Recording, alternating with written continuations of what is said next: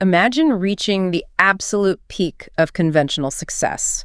The prestigious career, the high income, the admiration of your peers. Right. And still, you're just left with this unbearable emptiness, a nagging sense that something's fundamentally off. Yeah, that's a really powerful starting point. And it's a scenario that probably resonates with, well, quite a few people in our modern achievement-driven world, maybe more than we'd like to admit. So that compelling question really kicks off our deep dive today. It does. Today, we're plunging into the profound personal narrative found in Be Here Now by Ram Dass, who, of course, was famously known as Richard Alpert before his extraordinary spiritual transformation. And we're setting the scene back in the early 1960s. Here's a man who, by every outward measure, had absolutely made it in the Western sense. Undeniably, he was the picture of success. So our mission for this deep dive really is to truly unpack his journey. We want to extract the most important nuggets of knowledge and insight from Richard Alpert's radical shift. It was quite a shift from that intellectual dissatisfaction he felt. Right, through his, groundbreaking but also ultimately frustrating psychedelic explorations. Yeah, they opened doors but didn't keep him open. Exactly. And then finally landing in this profound spiritual awakening over in India. And we'll try to, illuminate these complex spiritual concepts, make them accessible. Make them interesting, hopefully entertaining too. And really reveal their deep relevance for cultivating presence, purpose, and inner peace in your own life. Because we really believe these lessons can offer you some immediate, tangible insights you can start benefiting right away. Absolutely. So let's look at Richard Alpert's initial profile. It really serves as a quintessential illustration of what many people call the golden cage. This golden cage, okay. By 1961, he wasn't just successful. He was, at the absolute zenith of his academic career. He'd just finished a visiting professorship at UC Berkeley. Prestigious. Very. And a permanent, highly coveted post at Harvard was practically assured. The only condition was basically getting his publications in order. Which for an academic is, standard procedure. Right. But it wasn't just one appointment at Harvard. The source really emphasizes the breadth and prestige here. Yeah, it mentions 4 departments. 4. Social relations, psychology, the Graduate School of Education, and even the health service, where he also practiced as a therapist. Wow. So he was really embedded in the institution. Deeply. And on top of all that, he'd secured major research contracts with 2 other titans of academia, Yale and Stanford. So this wasn't just standard success. This was multifaceted, top-tier institutional validation, the kind people strive their whole lives for. Exactly. From an external worldly perspective, he was undeniably thriving. He openly admitted to earning a great income. Which helps. It certainly does. Yeah. And his apartment in Cambridge was, by his own account, filled with antiques, reflecting this penchant for collecting possessions. A symbol of that success, maybe? Perhaps. And he candidly described himself, this is quite telling, as a good Jewish middle class, upwardly mobile, anxiety-ridden neurotic, and a real achiever. Quite the self-assessment. Anxiety-ridden neurotic, despite all the success. Well, yes. And he even noted, sort of humorously, that his Judaism felt more political than spiritual.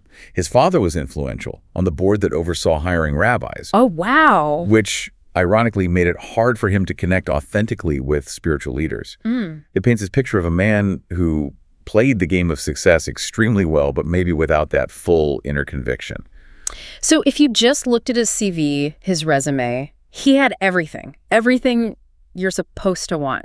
Check, check, check. Yet, beneath this glittering surface of achievement, there was this deep, unsettling discontent.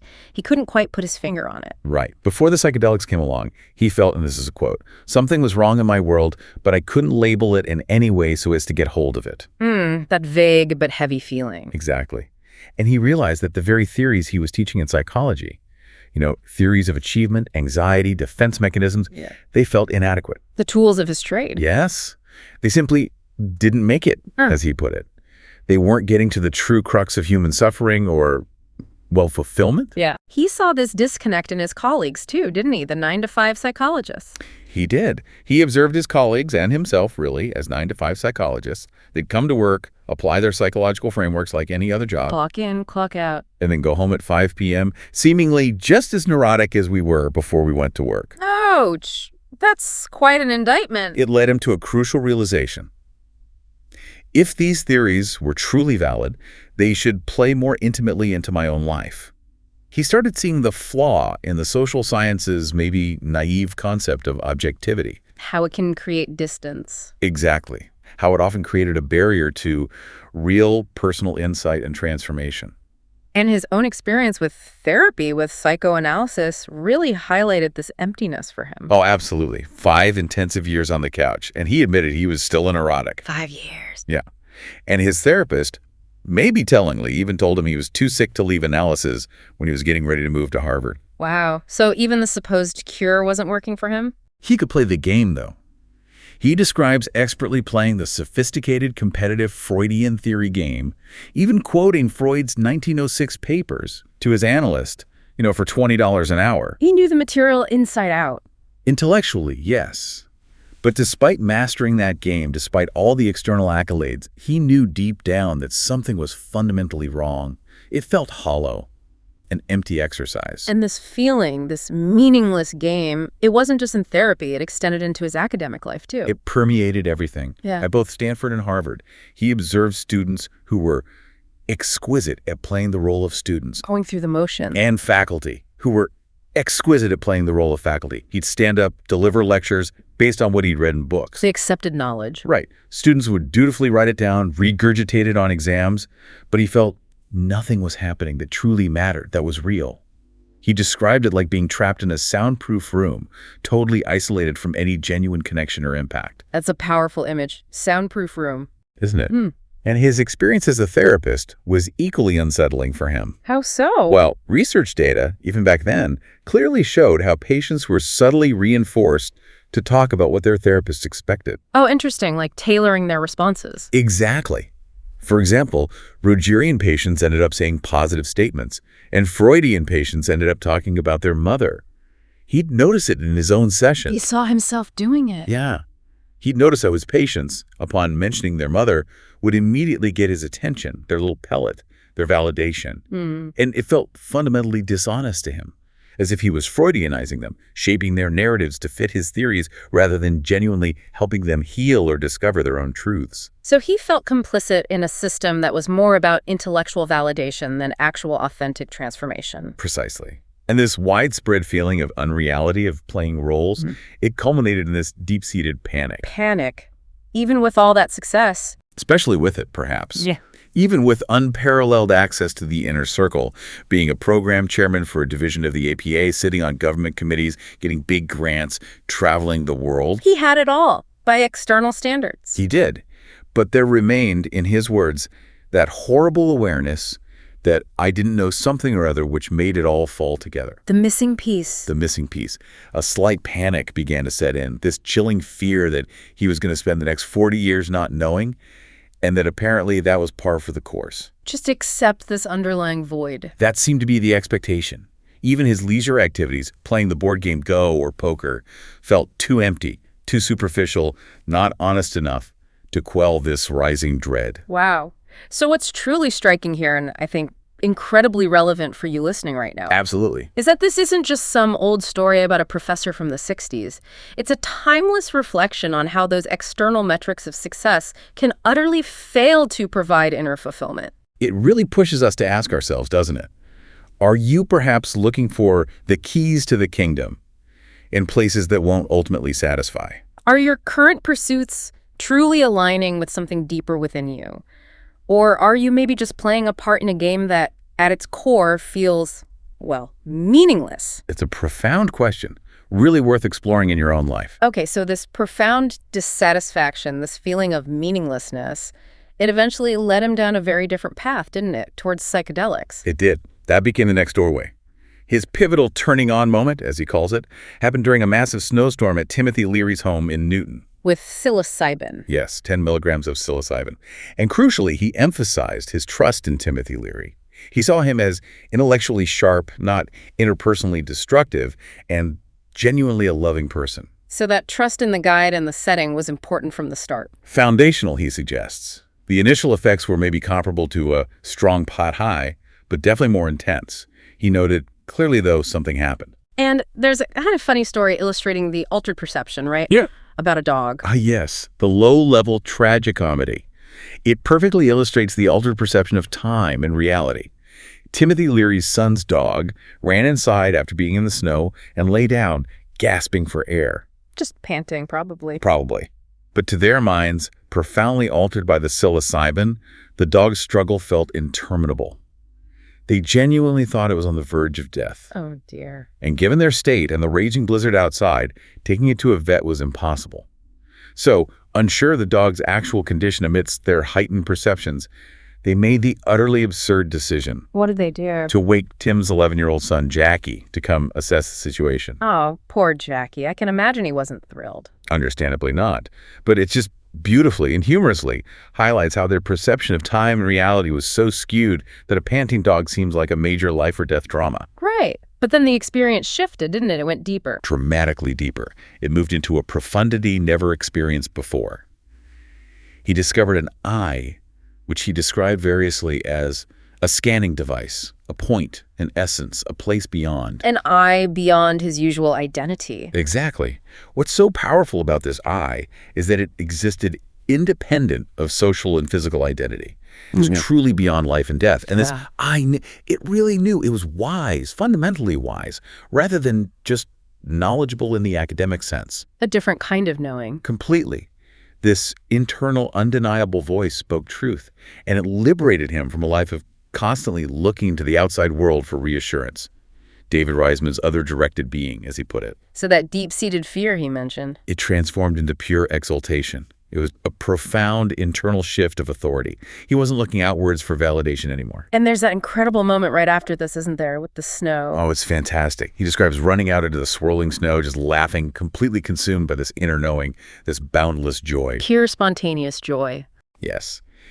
And then around 5 a.m., he walks back to his parents' home nearby.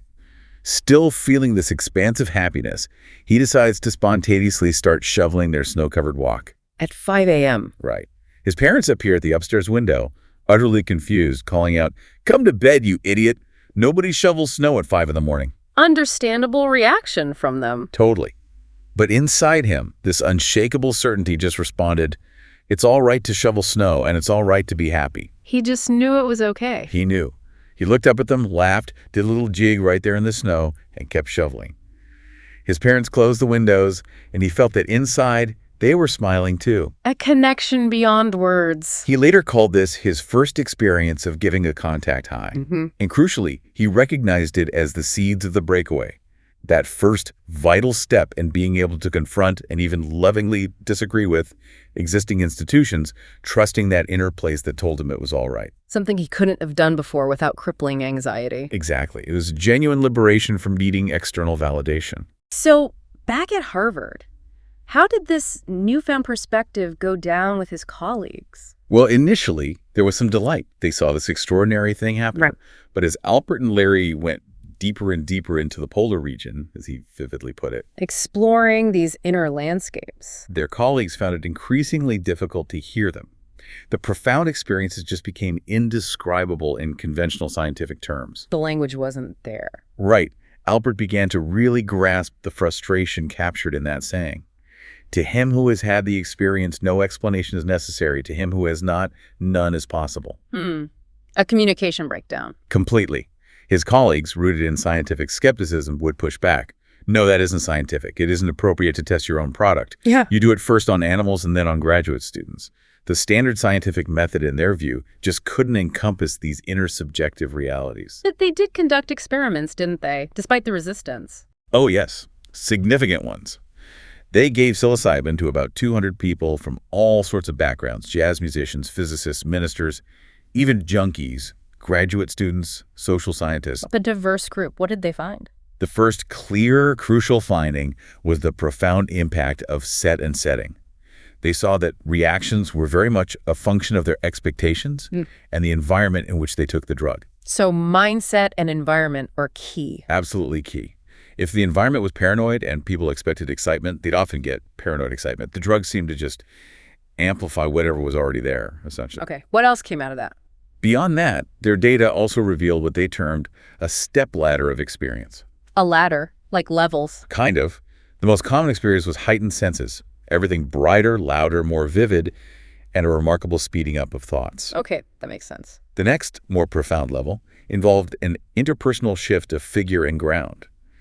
People started seeing similarities in others, rather than focusing primarily on the differences. Seeing connection instead of separation. Exactly. The usual Western mind training of individual differences, which emphasizes what sets us apart, just faded into the background. They could look at another person and simply feel, here we are. Differences like skin color or social roles were seen more like clothing, not the core essence. He shared a specific example of that, right, with a psychiatrist. Yes, a particularly powerful one involving a Negro psychiatrist, Madison Presnell. Mm-hmm. Alpert had been trained, like many liberals then, to be super liberal about race. Which sometimes meant suppressing uncomfortable feelings. Right, leading to a kind of phony liberal thing, as he put it. But when he and Madison took the psychedelic together, Alpert looked at him and suddenly just saw them as the same human beings. The labels just dropped away. Completely. It was simply that he was wearing that skin and I was wearing this skin. The skin color had no more relevance to their core being than that shirt and this shirt. His forced, super liberal reaction just dissolved, allowing him to truly relax and share this unitive place of profound equality and connection. That's a really striking example of shifting perception. It is. And then the least frequent but most profound experience reported was a oneness, a complete dissolution of the self into a unified field of awareness. The ultimate goal for many mystics. Indeed.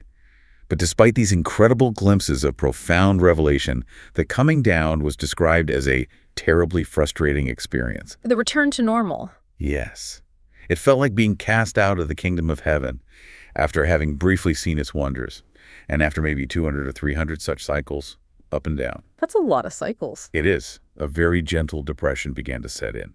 He realized that whatever he knew, whatever profound insights he'd gained, still wasn't enough. It wasn't lasting. Even high doses didn't solve it. I read he took a lot of LSD at one point. He did. There was a period where he took an astonishing 2,400 micrograms of LSD a day for 3 weeks. Wow. He reached a kind of plateau, but still experienced the inevitable crash back down.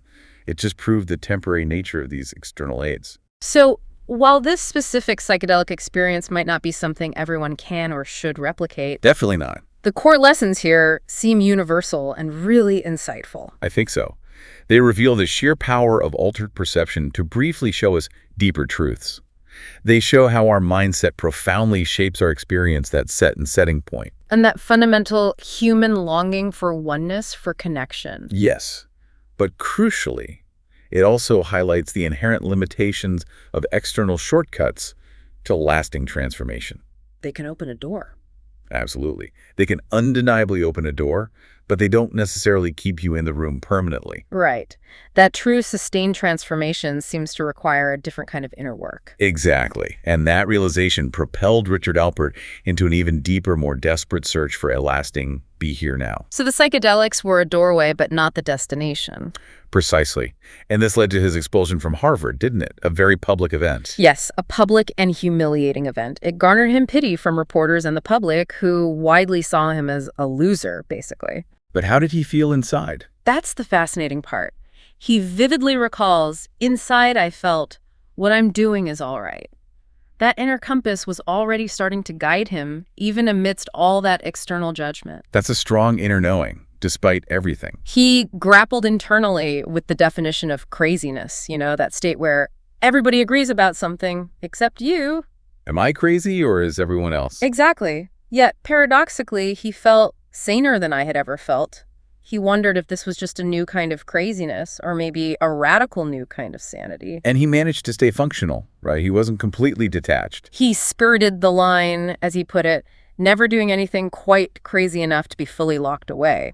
He often served as a calming presence for others who sought him out, interestingly enough. A sign of some internal stability despite the unconventional path. So others like Timothy Leary, Ralph Metzner, Allen Ginsberg, they had also gone to India looking for answers, right? Yes, they were pioneers in that sense too. But they returned not finished looking for something. Yeah. The quest wasn't over for them either. And Alpert found himself in the same boat. By 1966-67, he was in the same predicament, feeling that same unquenchable yearning. So he embarked on his own journey to the east. In a Land Rover. Yes, driving a Land Rover he had imported into Tehran, accompanied by a retired Buddhist companion. It was a long, winding journey. And it ended in depression. Intense, debilitating depression in Kathmandu. He described it as having done everything I thought I could do and nothing new had happened. It felt like just another trip, another dead end. The psychedelics weren't working anymore either. He had plenty of LSD, but he now knew its limits. It would only show him that garden again, and then I was going to be cast out. He admitted he was initially addicted to the experience, but eventually even got tired of that. The despair was extremely intense. To the point of wanting to give up control entirely. Yes. In a moment of utter surrender, he even considered returning to America to become a chauffeur, a servant, just to let somebody else program my consciousness, to get out of the whole drama of having to engineer my own ship for a while. Wow, that's a low point. It was. But as he later recognized, it was also a humorous and profound foreshadowing of the surrender that was soon to come. And then came the turning point, meeting his guru. The monumental shift. He describes this pervasive sense he felt among people, including himself, that they were constantly looking into each other's eyes, silently asking, "Do you know?" Always feeling close to an answer, always seeking, but nobody quite knew. That silent question? Yes.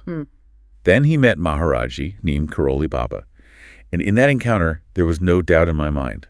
The seeking for the first time truly ended. Just like that. It seems so. But the path of Maharaji was pretty bizarre. Following the young guy from Laguna Beach? Exactly. He found himself caught in this bizarre script, following a 23-year-old high guy through India, barefoot, wearing a dhoti, battling painful blisters and severe dysentery. Sounds rough. It was. When he complained about his suffering, Maharaji's compassion was rather stark. Well, fast for a few days, no pity. Tough love. Very. He went through an extraordinary physical breakdown, which paradoxically made him very childlike, with the young man becoming his caretaker. And all the while, despite this surrender to the moment, he still held on to his escape route. He recalls clinging tight to my passport and my return ticket to America, a small but telling sign of his lingering Western attachments, still hedging his bets. Fascinating. And Maharaji himself, what was he like? Extraordinary spiritual power, apparently. An innate ability to be utterly at home in any spiritual tradition. He knew all their stuff, could effortlessly converse about different paths. But he wasn't interested in Alpert's stuff. That's what truly astounded Alpert. Maharaji showed complete and utter disinterest in his extraordinary dramas, all the intellectual insights, the psychedelic experiences, the academic achievement. He didn't care about the Harvard professor persona. Not one bit. Maharaji was the first person I couldn't seduce into being interested in all this. He just didn't care. And yet, in that paradox, Alpert felt an intimacy so profound with him, as if Maharaji were inside of my heart. A love beyond the ego's stories. Exactly. A love that transcended the need for his carefully constructed persona. But that persona still popped up sometimes, didn't it? Like with the visa issue. It did.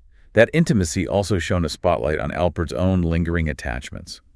When he hit a mundane visa problem in Delhi, he instinctively shed his new holy man persona. What did he do? Took $4, bought pants, a shirt, and a tie, put on his horn-rimmed glasses, and instantly transformed back into Dr. Alpert for the visa office.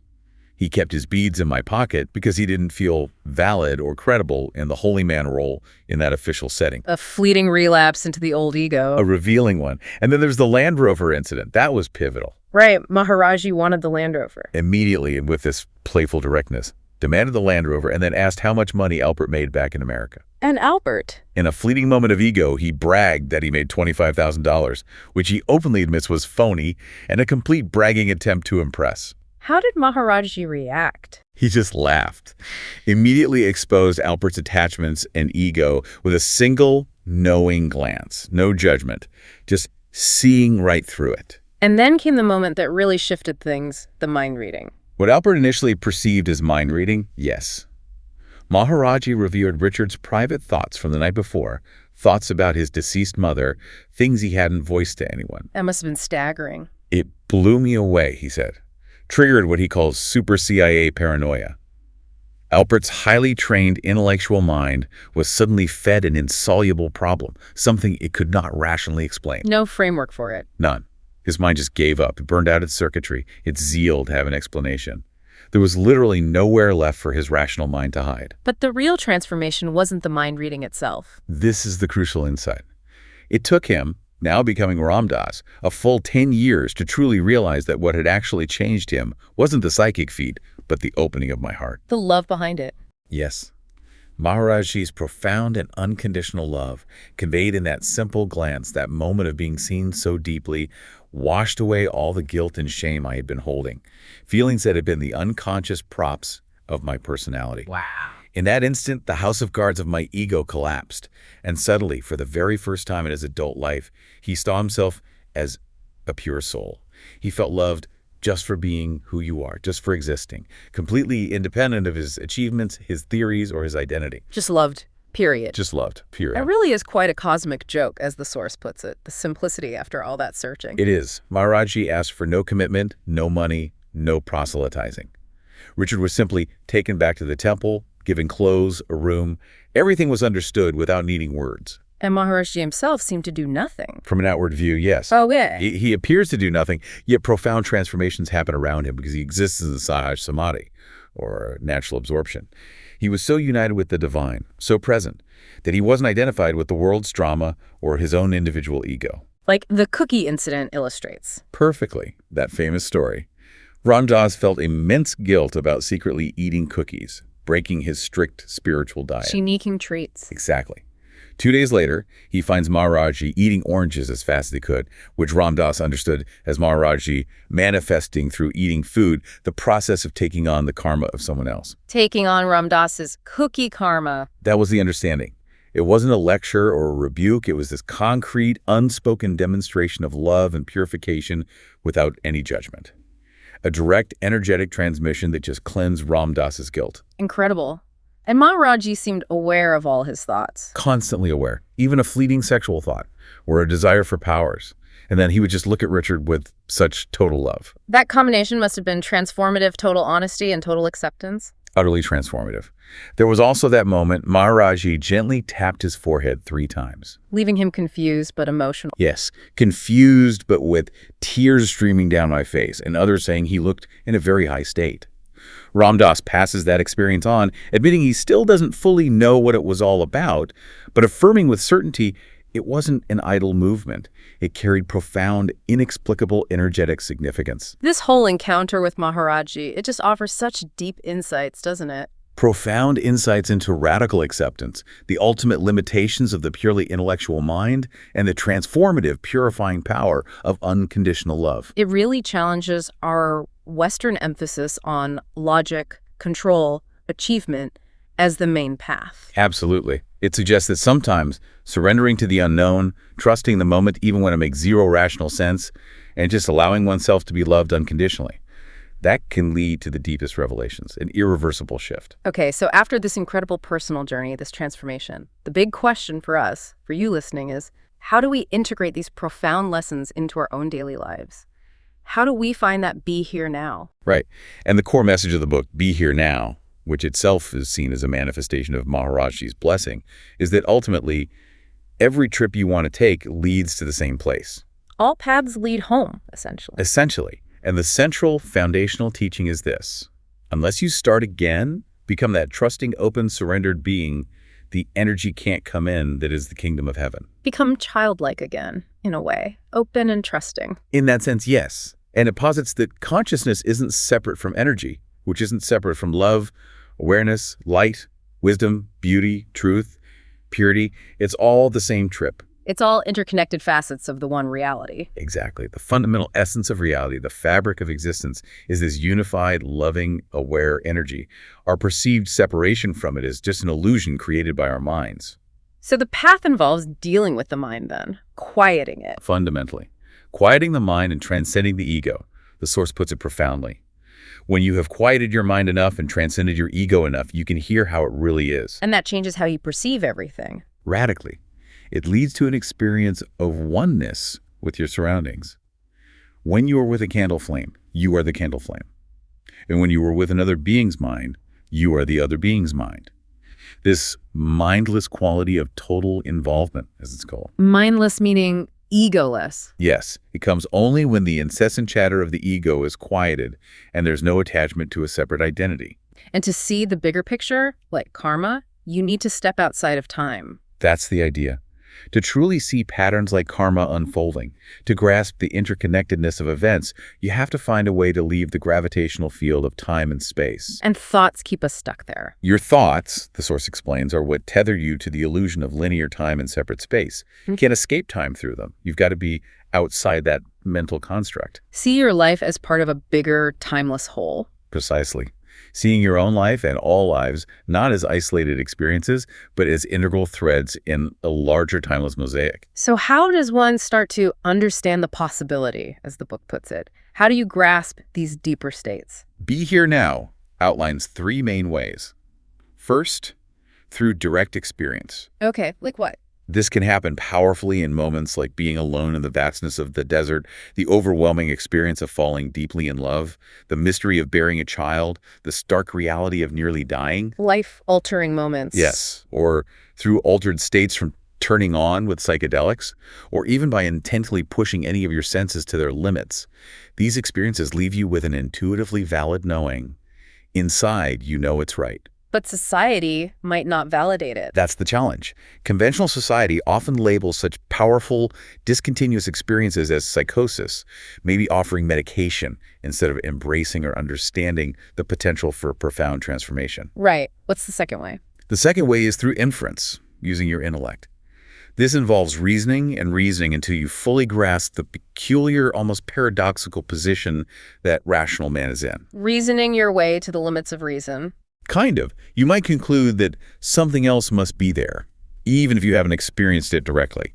You might read the mystic St. John of the Cross, St. Teresa, and think, well, they can't all be nuts. They must be talking about something real. But it's still theoretical. Exactly. This is described as a tough one because you don't know it in your guts.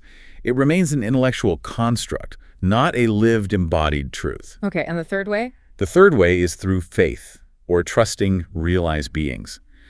This means accepting what figures like Jesus, Buddha, or Maharajji have said without constantly questioning or fearing you're being hustled or deceived. That sounds hard for skeptical modern minds. It can be, especially for those committed to an existing system with great attachment, where critical evaluation is deeply ingrained. Yet the source points out a paradox. Your current game of the rational mind, your belief in its products and your own sense data, is also fundamentally based on a form of faith, a trust in its constructs.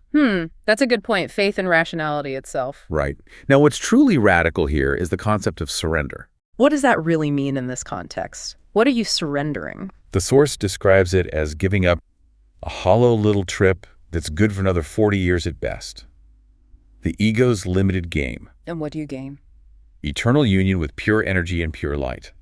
Not a small exchange, as you said. Definitely not. And it connects to death. Profoundly. The text states that through surrender, you no longer die. It's that simple. Oh. Because the you that lives and dies is you ego, the temporary constructed self. Fear of death only arises through the brittleness of the ego. With total surrender, the source proclaims, there's no more you, no more life and death. So you embrace everything. Everything. Yeah, I'm going to die. Isn't that fascinating? Wow. Dig that. Isn't wonderful? Wow. Dig that.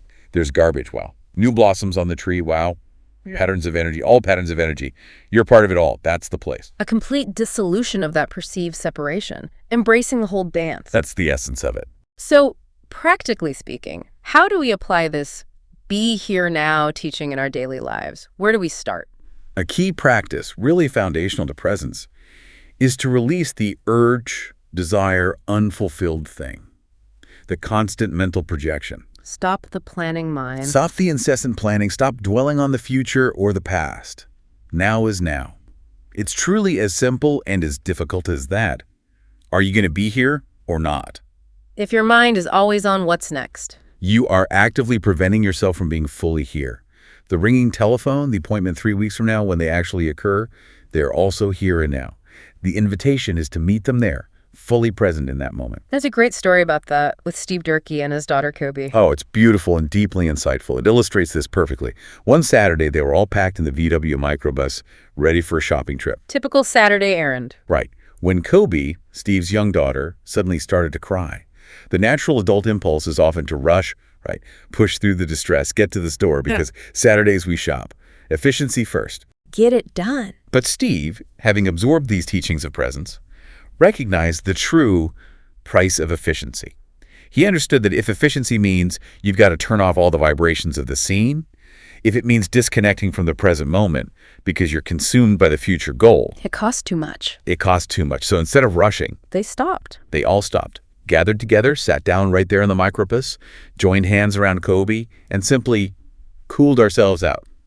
Just got present. And Kobe. Sensing their presence, their stillness, she stopped crying. Only then did they proceed to the store. That's a powerful lesson. What we communicate isn't just words. Exactly. The story teaches that the true message we communicate isn't just words or facial expressions, but the vibrations that emanate from you. Our inner state. Our inner state. Animals, young children, even individuals in altered states perceive these vibrations immediately and profoundly. If your inner vibrations are filled with paranoia, anxiety, impatience, that's what's truly received by others. Every single moment, you're a full statement of your being, broadcasting an energetic signature. So becoming present isn't just for us, it affects others too. Absolutely. And to move beyond that constant we and them, paranoia, the conflict, judgment, emotional distance. The polarization we see everywhere. The only true way out, according to the source, is to take the poles of every set of opposites and see the way in which they are one. See the unity behind the duality. Yes. It's not about ignoring differences, Yeah. but transcending the mind's tendency to polarize. If you can cultivate that place where you genuinely see the interrelatedness of everything and the oneness in it all, then you're no longer rigidly attached to polarized positions. Like generation gaps, for instance. The source suggests things like, the whole thing about generation gaps is a hype, because fundamentally, the spirit is the spirit, transcending these superficial distinctions. And this understanding leads to living differently, living in the Tao. Yes, it leads to this profound way of being, described as living in the Tao, the way. When you truly come into the spirit and perceive how it is, the inherent unity, you realize that behind all the individual differences, Man, woman, big, little, old, young, good, bad. all those labels become mere background noise. What truly stands out, what becomes the living reality, is simply here we are, here and now. Later never exists. Later never exists. That moment-to-moment ego involvement, that constant inner scorekeeping of, am I getting enough? Am I okay? It simply ceases to be the dominant theme in your life. You're living in harmony. Okay, now let's talk about desire. The book calls it a trap. That sounds pretty fundamental. It is presented as incredibly fundamental. Maharaji's very first written teaching was starkly clear. Desire is a trap. Desirelessness is moksha, liberation. Liberation from desire itself. Yes. This insight reveals desire not only as the creator, but also the destroyer of the universe. Yeah. And it applies equally to all planes of existence, physical, astral, causal, even the realms of heaven and hell. Everywhere. Everywhere. The source humorously adds, demons on 43rd Street, meaning even mundane desires are part of this cosmic engine. It's all ultimately a creation born from desire, the fundamental engine of creation and suffering. And this understanding helps explain the dark night of the soul. Exactly. That common experience in spiritual purification. When you've worked hard on yourself, cultivated purity, and something high or transformative happens. You'd feel good about it. Right. Your ego, subtly or overtly, might swell with pride. Yeah. Patting itself on the back, whispering, pretty good. Look how whole you're becoming. Uh-oh. Although indeed, because then almost inevitably you experience a fall. The text warns, the higher you get, the harder you fall. Pride comes before a fall. Literally. Literally. This internal struggle, this humbling process of purification and self-realization is often called tapasya, or straightening by fire. It ruthlessly exposes where you are not yet truly free, where attachments or ego still hold sway. So this leads us to sadhana spiritual practice. It's not just a part-time thing. Not at all. Ram Dass emphasizes it's a full-time thing that you do because there is nothing else to do. It permeates every single aspect of your existence. Everything becomes practice. Everything. Whether you're teaching, working, doing daily chores, even just lying in bed, you are, in essence, doing sadhana if you bring that awareness to it. And it's interconnected. My practice affects you. The core insight is deeply interconnected. If I get free of my ego, we all get free of our ego. Because that's the way the trip works. You can only truly hear a spiritual message as purely as the messenger themselves is pure. So the focus has to be on my own work. Therefore, the profound and liberating truth is, I can do nothing for you but work on myself. You can do nothing for me but work on yourself. That's quite a statement. Cuts through codependency. It does. And ultimately, It's all presented as this cosmic joke, a profound paradox, How so? that after years, maybe a lifetime, of striving, of intense effort and spiritual seeking, you discover you were here all the time and it's such a cosmic joke. It's so funny you're struggling so to get here. The ultimate truth is ever present, just waiting to be uncovered. The journey itself is the unfolding. Okay, let's dive into some specific sadhana practices mentioned in the book. These practical tools for transformation. What about silence? Silence, or mona, is presented as a profound practice. The invitation is to try for a day, a week, or even longer. How does that help? Well, for instance, using a chalkboard for communication, as some practitioners do, quickly and ruthlessly reveals one's own verbosity and our innate need for self-defense through words. You realize just how much you talk and how much is unnecessary ego chatter. You become aware of the noise. Exactly. The source profoundly emphasizes that the inner light grows in silence. It's in that stillness that deeper truths can emerge. What about sleeping practice? As one progresses spiritually, the need for sleep often diminishes naturally. The guidance suggests aligning with natural rhythms, going to bed early, rising early, maybe syncing with sunset and sunrise. And sleeping surfaces. Sleeping on a firm surface, like a mat, is also recommended. And there's a fascinating perspective on dreams. Not just random brain activity. Not merely mental artifacts, but viewed as experiences which we are having on planes other than the physical plane. As consciousness evolves, it's suggested it becomes possible to remain conscious even in dreamless sleep, merging into a state of unity that parallels advanced meditation, leading to profound rejuvenation. Interesting. And eating, beyond just don't eat too much. Don't eat too much is key. A yogi's stomach, ideally. Half full of food, 1/4 water, 1/4 air. Optimizing digestion and energetic lightness. Focus on light foods. Yes, light, healthy, unadulterated foods that are easily digestible. While specific diets vary, the core idea is that a sadhak, a spiritual aspirant, needs different foods at different stages of purification as their energy shifts. Ultimately, even living on light. At the highest stages, it's suggested one can even subsist on light alone, recognizing we are essentially energy transformers. And, crucially, the vibration of the food matters. How? Food prepared with mantra and love. The vibrations of the person preparing the food enter into food, becomes consecrated. This transforms eating into pouring God into God, a beautiful concept from that Selinger story about seeing the divine in drinking milk. Makes eating a sacred act. What about study? Study is also a vital discipline. Engaging deeply with holy books, Bhagavad Gita, Tao Te Ching, Gospels, not just reading them superficially. How to engage deeply. Take one passage, read and reread it. Paraphrase its meaning in your own words.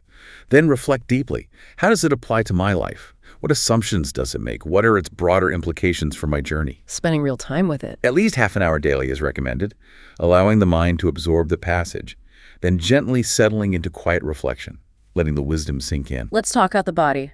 Asanas, hatha yoga, more than just exercise. Much more.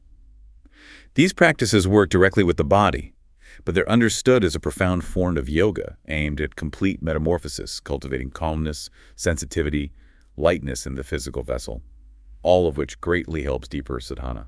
So the goal isn't just flexibility. While finding a qualified teacher is good, the source emphasizes the true purpose is union with the One, not simply achieving physical perfection. The example given, Bhujangasana, cobra pose, highlights coordinated breathing, gradual movement, and focusing awareness at the base of the spine, preparing the body for higher states. Okay. And mantra, how does that work?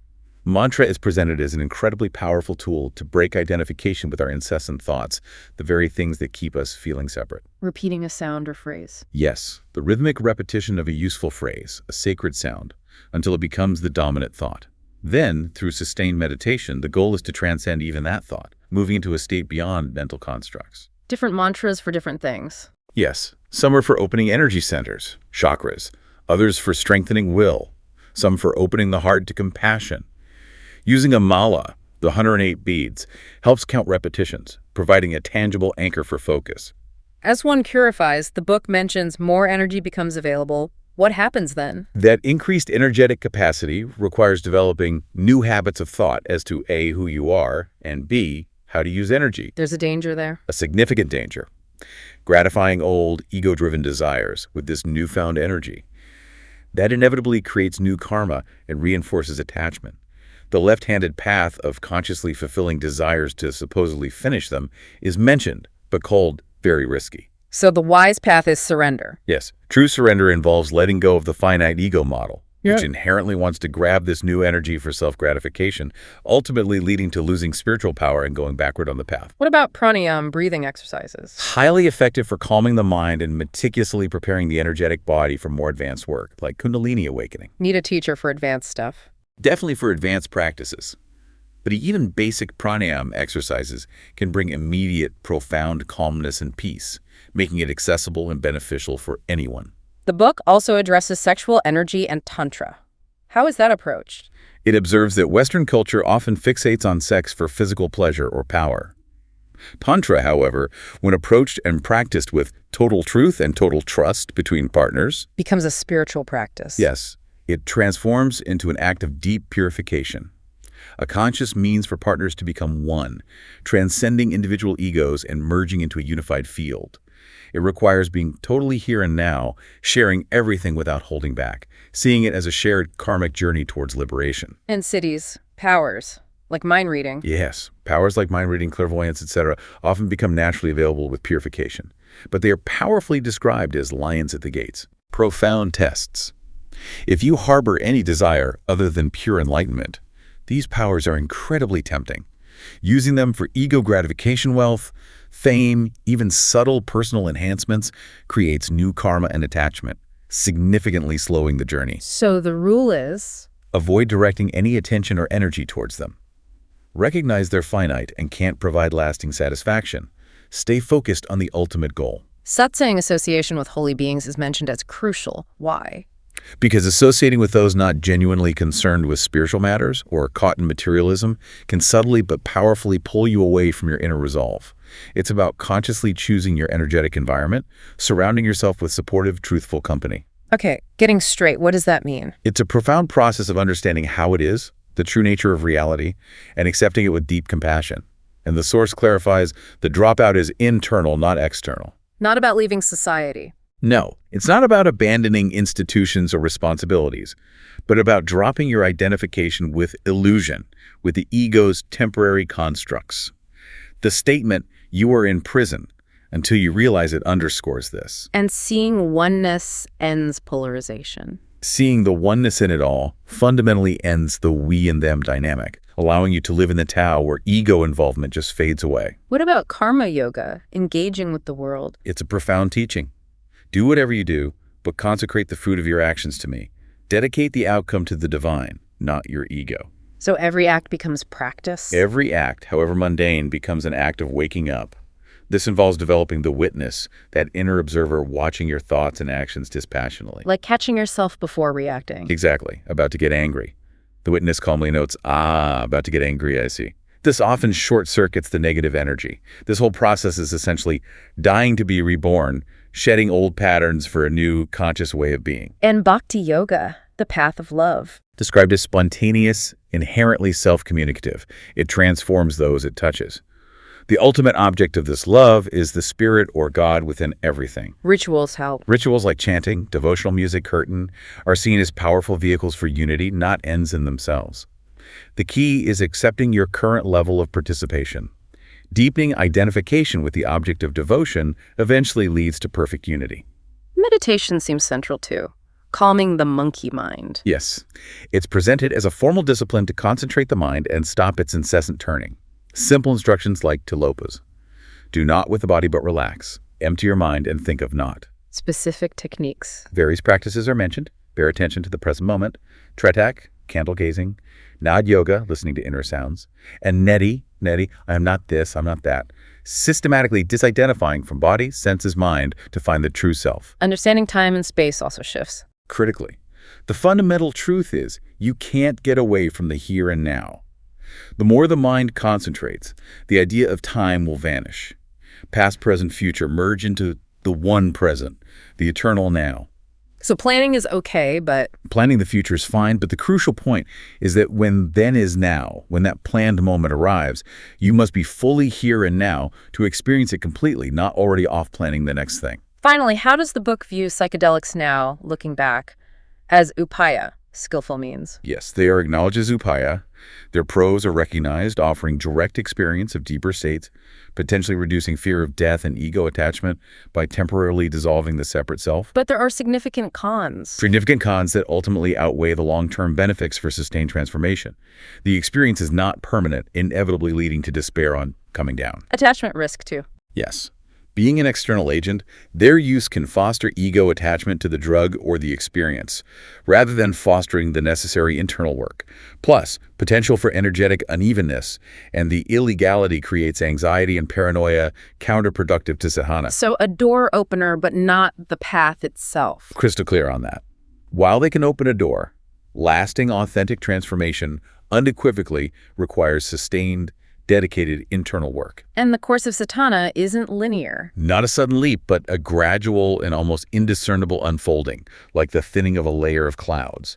There's an inherent in and out cycle, periods of deep inner work, alternating with engagement in the marketplace everyday life. Both are part of it. Both are seen as crucial parts of sadhana, weaving the inner and outer together. This whole process fundamentally is death and rebirth, continuously letting go of the old self to be reborn into greater consciousness. To support this path, a supportive environment is key. Absolutely essential. It could start simply with creating an Om home, a quiet corner in your living space for purification, reflection, calming the mind. Simple elements. A comfortable mat, a candle, maybe a picture of a realized being, incense, things to cultivate a sacred space. And community. Larger spiritual communities are vital. Offering a base camp for practicalities balanced with hermitages for intensive solitude and meditation, emphasizing silence, spiritual focus, and importantly, a light, joyful style. Cosmic humor, avoiding heavy religiosity. What about family sadhana? Deeply sacred practice, viewing children not as possessions but as divine avatars, holy beings who teach us. The whole family life is practiced. The entire thing becomes sadhana. Nourish them, listen for their tone, guide with wisdom, maybe chant mantras together. For women, finding dedicated meditation time is crucial due to the heavy pull of the earth element, children's demands. For men, avoiding astral tripping, getting lost in far-out explorations is advised. The core message being, never sacrifice your relationships for a perceived spiritual necessity. The family itself is a profound, sacred practice of presence and love. So we've really journeyed through Richard Alpert's radical transformation, from that hollow promise of conventional success, all the way to the profound spiritual awakening that led him to become Ram Dass. And we've seen that true fulfillment, lasting peace, isn't found in those external achievements or even temporary altered states. No, but rather in a profound shift of consciousness and a really committed practice of being here and now. This deep dive has truly illuminated that sadhana is everything you do. It's not separate from life. Exactly. Whether it's your daily tasks, your relationships, your moments of quiet reflection, every single moment is an opportunity. An opportunity to cultivate presence. To gently surrender the ego. And to discover that hridayam, the spiritual heart that resides within you, within all of us. It's about being here and now, in every single breath, in every experience that unfolds. The source leaves us with a truly powerful, provocative thought, something for you listening to really mull over and maybe begin to integrate. It's quite a statement. You must live before you can die. But you must die before you can live. Live consciously. Die consciously. Die before you can. Consider what that means. Applying this radical teaching to your daily existence. How can you, in your everyday life, die to your old attachments, to your ego-driven desires, to that you that lives and dies in the conventional sense? So that you can truly live in the eternal here and now, free and filled with that unbearable compassion, even amidst the everyday dramas. What small death, what letting go can you embrace today, right now, to find more life, more presence, and ultimately more peace?